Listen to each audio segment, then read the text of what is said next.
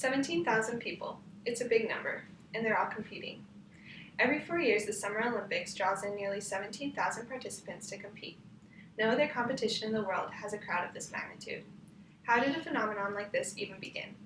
To answer this, we must first look at the myths and legends of the ancient Greek games, and then look at the first records and how they fell to decline, and finally how the modern games came to be.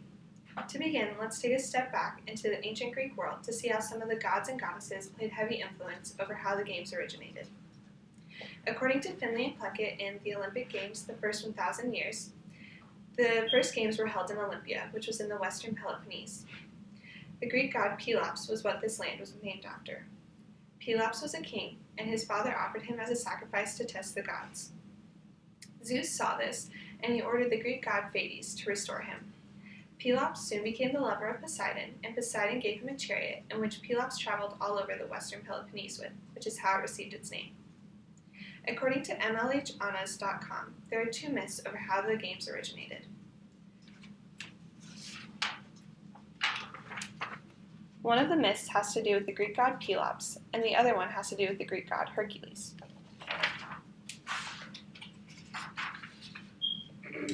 The first myth was about Hercules. He was ordered to come to Earth by the Greek god Eurystheus. He was ordered to clean out the stables of King Augeas of Elis as his fifth labor. Eurystheus ordered Hercules to do this in 1 day. Hercules saw this as an advantage, and he asked the king if he would do it in 1 day if the king would give him a tenth of his cattle. The king agreed, but soon revoked his offer after he found out that Eurystheus was behind it all. This angered Hercules, and he sacked the city of Elis, and he instituted the games to honor his father Zeus. He was the only competitor in all of the events for the games, until it came to the wrestling match. He tried to train some of the Greek men to compete against him, but none of them could stand a chance. So finally Zeus came down and battled Hercules to a draw. The second legend has to do with the Greek god Pelops. He was competing for the hand of the daughter of King Oenomaus. The king ordered all the suitors of his daughter to race him in a chariot race. The losers would be beheaded. Pelops replaced a pin in the king's chariot with wax, and the king was killed during the race. This led to some of the first Olympic Games that we have on record. Next, we'll talk about these first Olympic Games that we have on record and how they fell to decline. According to History.com, the first Games can be traced back to 776 BC, when they were won by a cook named Corobius. He won the 192-meter foot race, which was called a stade. Back then, the games were instituted to honor the gods, show the physical strength and accomplishments of the people, and to keep good relations between the cities. The games only lasted 5 days, compared to what they last today, which is 16 days. In 85 BC, the Romans overtook Olympia. This had no effect on the games, however, and they were allowed to continue. Then the Germans overtook Olympia. The games were seen as part of a pagan festival, and 12 centuries after they began, the games ended.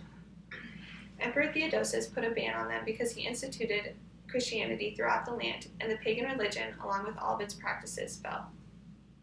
Hundreds of years later, the games resurfaced, thanks to a little help from a man in France. According to Gutman in The Olympics, A History of the Modern Games, a man in France named Pierre de Coubertin started the International Olympic Committee. They used inspiration from the ancient games to shape how the modern games would be played.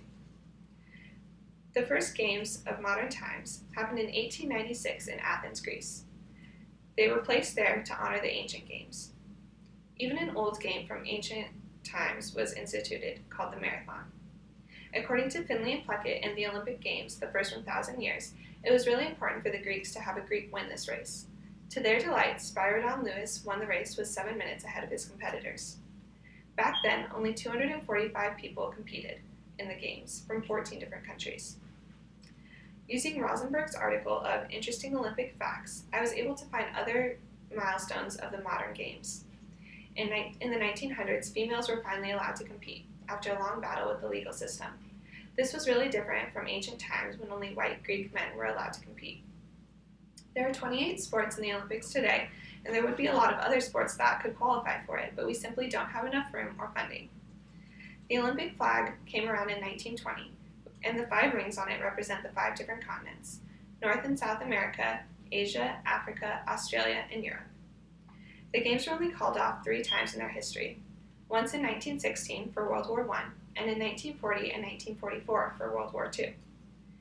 The games have come a long way since ancient times. The myths of how the game started, the first records, and how the games fell to decline are all stepping stones to how Pierre created the modern games. His motto of Citius Altius Fortius, meaning swifter, higher, and stronger, still lives on in the hearts of the 17,000 athletes who come to compete to bring glory home to their countries every 4 years. Thank you.